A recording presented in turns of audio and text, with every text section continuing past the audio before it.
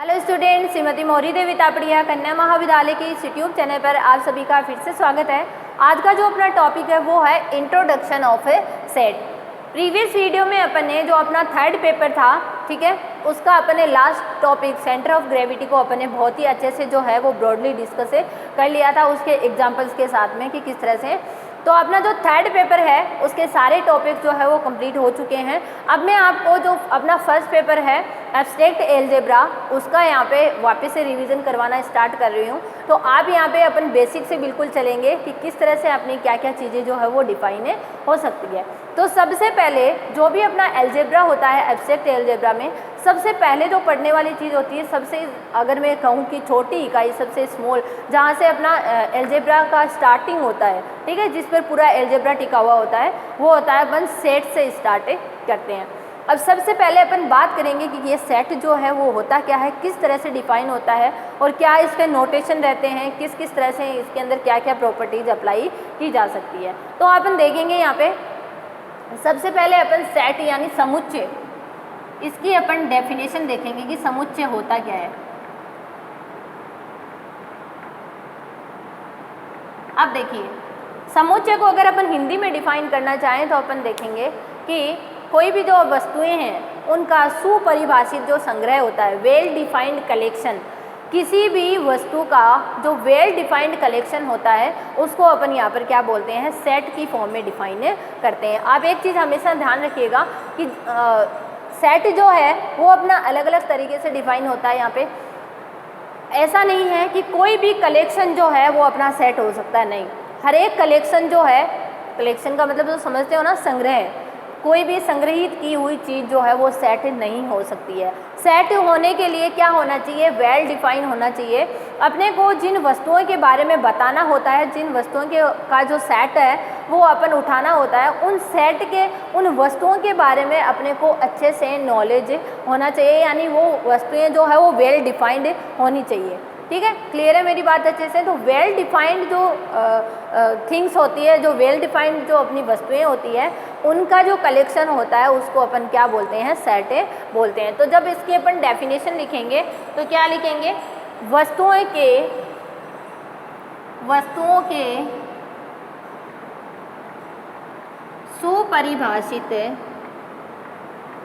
सुपरिभाषित well defined संग्रह है समुच्चय कहलाता है।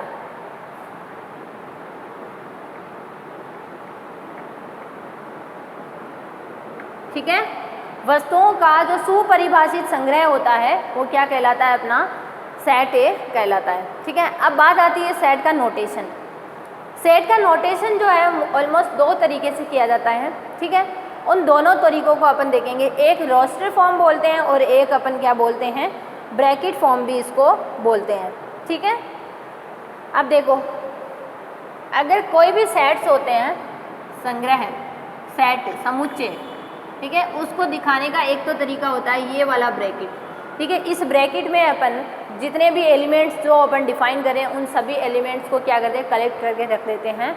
इस कोष्टक में उन सभी संख्याओं को या उन सभी वस्तुओं को रख देते हैं जिनका सेट अपने को डिफाइन करना। तो ये एक तो दिखाने का ये तरीका होता है। ठीक है, और दूसरा इसको डिफाइन करने का तरीका होता है कि यहाँ पर मान लो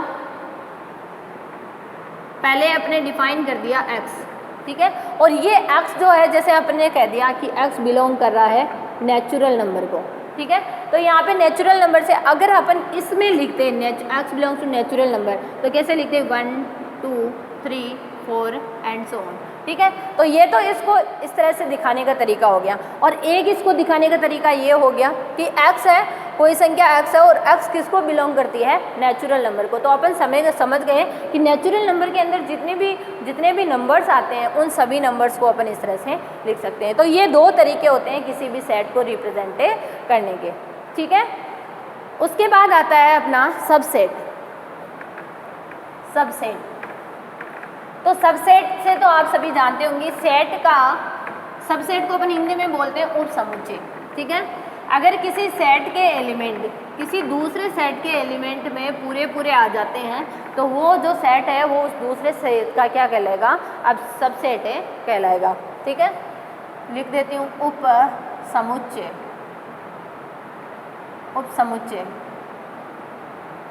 सबसेट।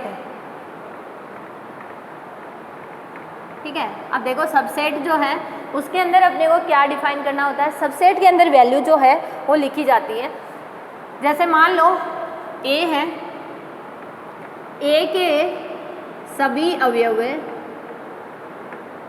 A के सभी अवयव B में विद्यमान हो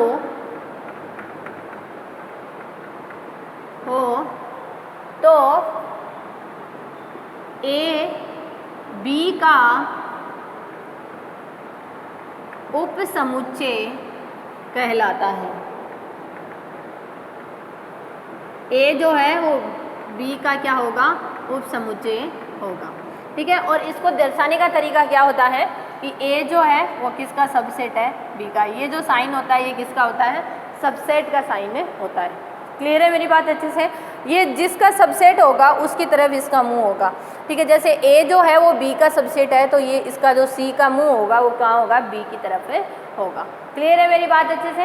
ये चीज़ जो है वो अच्छे से क्लियर हो गई होगी कि किस तरह से यहाँ पर अपन अप्लाई कर सकते हैं। तो ये अपनी जो है नॉर्मली सबसेट की डेफिनेशन यहाँ पर रहती है। ठीक है, अब अपना आगे आता है कुछ प्रॉपर्टीज़ होती हैं इनके अंदर, यूनियन है, जैसे कोई भी दो सेट के यूनियन निकालते हैं, इंटरसेक्शन निकालते हैं। ठीक है, तो उन पर बेस्ट कुछ प्रॉपर्टी जो है उनको अपन यहाँ पर देखेंगे। ठीक है, यूनियन है, यूनियन से मतलब जानते होंगे, यूनियन का मतलब संग। ठीक है, जैसे A यूनियन B मैंने लिखा तो A के सभी एलिमेंट और B के सभी एलिमेंट क्या होंगे, A यूनियन B में शामिल होंगे। और अगर मैंने लिखा A इंटरसेक्शन B तो A इंटरसेक्शन B क्या होता है, A और B जो दोनों के अंदर जो एलिमेंट जो कॉमन होते हैं वो अपन A इंटरसेक्शन B से दिखाते हैं। क्लियर है अच्छे से? आप देखिए उन पर बेस्ड कुछ थ्योरम्स मतलब कुछ प्रॉपर्टीज़ है उनको अपन यहाँ पर देखेंगे। तो देखो पहली प्रॉपर्टी होगी इसकी आइडेम्पोटेंट, IDEO सॉरी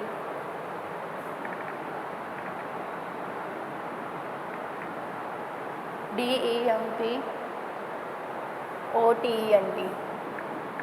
ठीक है, इसको हिंदी में बोलते हैं वर्ग सम। अब इस वर्ग सम को समझिए कि ये कौन सी प्रॉपर्टी होती है। ये प्रॉपर्टी होती है अपनी, जैसे ये है इस तरह से A यूनियन A, खुद से जो यूनियन होता है वो किसके बराबर होता है, खुद के बराबर ही होगा। अगर मतलब कोई A अपना एलिमेंट, A अपन ने सेट यहाँ पे लिया है, उसका A के साथ ही अपन यूनियन देख रहे हैं तो उसमें कुछ एक्स्ट्रा एलिमेंट तो आएंगे नहीं, वो A खुद ही तो आएगा। तो A यूनियन A क्या होता है, A होता है। इसी तरह से A इंटरसेक्शन A भी क्या होता है, A ही होता है, क्योंकि इंटरसेक्शन में भी दोनों के एलिमेंट्स ही डिफाइन होंगे तो वो भी किसके बराबर होगा, A। तो ये पहली प्रॉपर्टी है, इसको अपन बोलते हैं आइडेम्पोटेंट। ठीक है, दूसरी अपनी होती है आइडेंटिटी, तत्समक। अब उसको कैसे डिफाइन करते हैं देखिए, तत्समक के अंदर अपनी जो वैल्यू होती है A का यूनियन है फाई के साथ तो क्या आएगा, A आएगा। ठीक है, A का फाई में होता है एक खाली एलिमेंट। ठीक है, और A का यूनियन है A का इंटरसेक्शन U के साथ। अब आप U से समझ रहे होंगे, U से मतलब होता है यहाँ पे यूनिवर्स से, जो चीज़ें यूनिवर्स मतलब जो बहुत बड़ा एलिमेंट होता है उसमें से अपन ने एक छोटा एलिमेंट उठाया होता है A। तो A का यूनिवर्स के साथ जब इंटरसेक्शन देखते हैं तो वो किसके बराबर आता है, A के बराबर आता है, क्योंकि यूनिवर्स जो है वो A को कंटेन तो करता ही है। तो A और यूनिवर्स के अंदर जो इंटरसेक्शन देखेंगे तो वो किसके बराबर आएगा, A के बराबर आएगा। तो ये अपनी जो होती है इस तरह से अपनी आइडेंटिटी डिफाइन होती है। क्लियर है? फिर कम्यूटेटिव क्रम विनिमेयता तो आप सभी जानते होंगे। एसोसिएटिव प्रॉपर्टी भी अपन सभी जानते हैं। डिस्ट्रीब्यूटिव प्रॉपर्टी थोड़ा सा इसको ध्यान से देख लिएगा, डिस्ट्रीब्यूटिव प्रॉपर्टी। ठीक है, वितरण वाली। तो वितरण वाली जो प्रॉपर्टी होती है, बंटनता जिसको अपन बोलते हैं, तो वो देखिए कैसे होती है। जैसे मान लो a union B intersection c है। ठीक है, अपने को क्या करना है, इसकी बंटनता वाली प्रॉपर्टी अब इस पर अप्लाई करनी है। तो क्या होगा, A union B intersection A union C, इस तरह से अप्लाई हो जाएगी। और अगर इसका यहाँ पर इंटरसेक्शन और यहाँ पर यूनियन हो तो ये जो चिन्ह है वो आपस में क्या हो जाएंगे, बदले जाएंगे। ठीक है, उसके बाद एक यहाँ पर एक बहुत ही इंपॉर्टेंट जो अपनी प्रॉपर्टी रहती है, मैं उसको भी लिख देती हूँ साथ में। A intersection B union C अगर है तो आ जाएगा A intersection B union A intersection C, इस तरह से ये डिफाइन हो जाएगी। बंटनता की प्रॉपर्टी अपन ऐसे डिफाइन करते हैं। नेक्स्ट जो होती है अपनी मोस्ट इंपॉर्टेंट प्रॉपर्टी, जिसको अपन डी मॉर्गन प्रॉपर्टी के नाम से जानते हैं, डी मॉर्गन लॉ। ठीक है, ये प्रॉपर्टी अपनी बहुत इंपॉर्टेंट होती है और इसका यूज़ भी आता है बहुत सारी जगह पे। तो डी मॉर्गन लॉ जो है उसको समझे, दो तरीके से होता है ये डी मॉर्गन लॉ।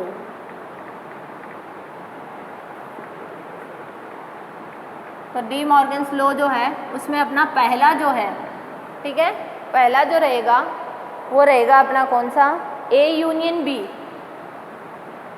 और इसकी कोई पावर है सी।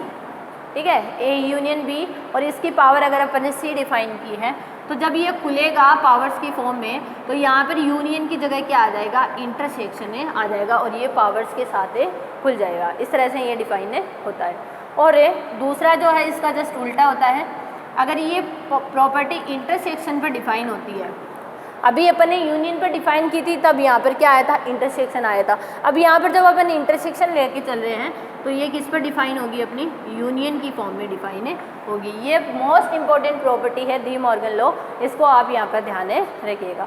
तो स्टूडेंट ये था अपना आज का वीडियो, सेट के बारे में इंट्रोडक्शन वीडियो था कि सेट जो होता है वो किस तरह से डिफाइन होती है, उसकी कुछ इंपॉर्टेंट जो प्रॉपर्टीज़ है उनको भी अपन ने यहाँ पर डिस्कस किया है। तो आप इस वीडियो को ध्यान से देखना, बहुत ही बेसिक वीडियो है, बहुत ही जनरल तरीके से आपको समझाया गया है इसके अंदर कि सेट क्या होता है, सबसेट क्या होता है और उनकी कुछ प्रॉपर्टी जो है उसको भी यहाँ पर अपन ने देखा है। आई होप आपको ये समझ में आएगा। आप इस वीडियो को ध्यान से देखना और कुछ भी नहीं समझ में आता तो शेयर करना। Thank you so much.